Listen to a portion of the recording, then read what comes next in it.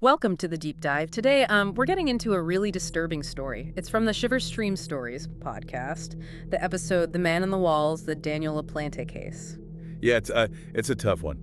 We're going to unpack the key details, focusing on, well, how it all started, this almost unbelievable intrusion, and then where it tragically led. It really is one of those cases that feels stranger than fiction, like something out of a horror movie, but real. Absolutely. Yeah. And our aim here is to really understand the unsettling parts, not just list facts.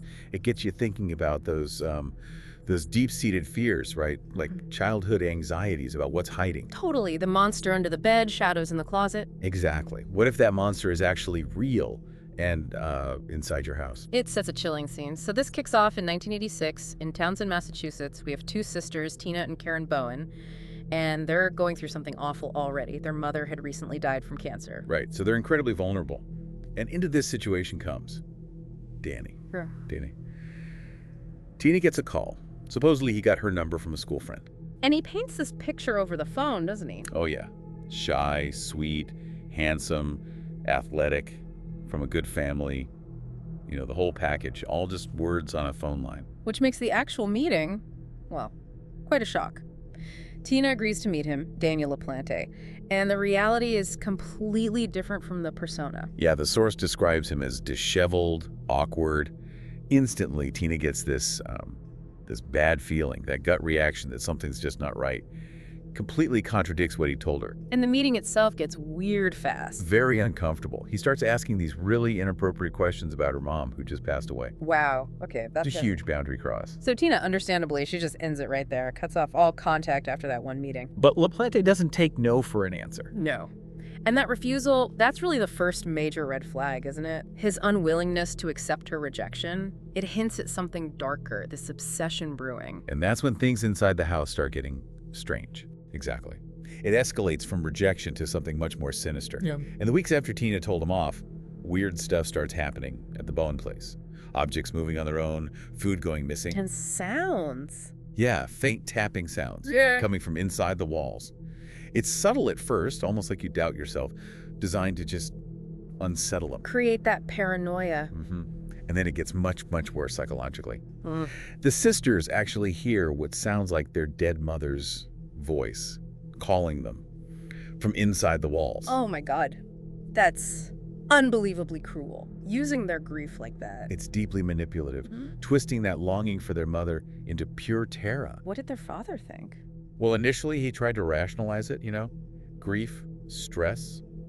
Maybe their minds were playing tricks on them. Which you can understand, you'd want a logical explanation. Of course. Yeah. You don't immediately jump to the truth in this case. But then the message appeared. Yeah. That changes everything. Scrawled on the wall. I'm in your room. Come find me. And it looked like blood. The source says it looked like blood, yes.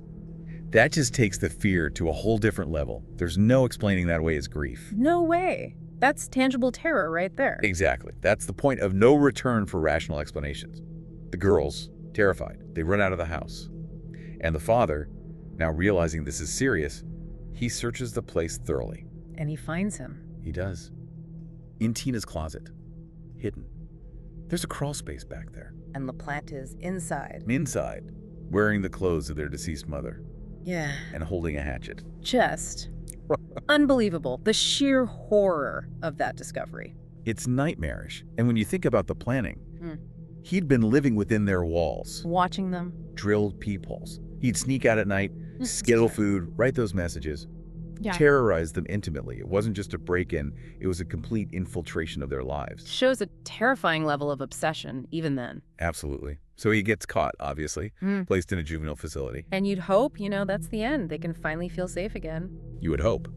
But tragically, that wasn't the end of Daniel LaPlante's story. This unbelievably creepy intrusion was just the beginning. Right. I guess. But less than a year later, 1987, he's released from the juvenile system. And then he commits something truly horrific. Breaks into the home of Priscilla Gustafson. She was 33, a nursery school teacher, and pregnant. Oh, no. The details are just sickening. He raped and murdered her. And her children. Her two kids, ages 5 and 7. He drowned them in separate bathtubs. It's just pure evil. There's no other word. The cruelty is almost incomprehensible. And the source makes a point of mentioning his lack of remorse when the police caught him. No empathy at all. None reported. Just cold. He was convicted, of course, sentenced to life in prison, no possibility of parole. Unnecessary sentence for crimes that monstrous. Definitely. Though it's worth noting, years later, in 2017, he actually applied for a reduced sentence. Seriously, on what grounds? Claimed he changed, rehabilitated. But the judge... Denied it. Pointed to the extreme brutality, the irreversible horror of what he did, thankfully. It's a reminder that some actions have permanent consequences. So, going back to where we started, those childhood fears. Yeah. This case is a chilling reminder that sometimes the monster is real, not imaginary. Not under the bed, but maybe inside the walls, hiding in plain sight. It really shakes your sense of safety, doesn't it? The idea that your home, your most private space, could be infiltrated like that, undetected. It makes that line from the end of the Shiver Stream Stories episode hit hard. Lock your doors and always check behind the closet. Feels uncomfortably relevant after hearing this. It does. And this deep dive, it leaves you with some really heavy questions to think about, doesn't it? For sure. Like, what drives someone to that kind of extreme obsession? Right. And are there warning signs we miss?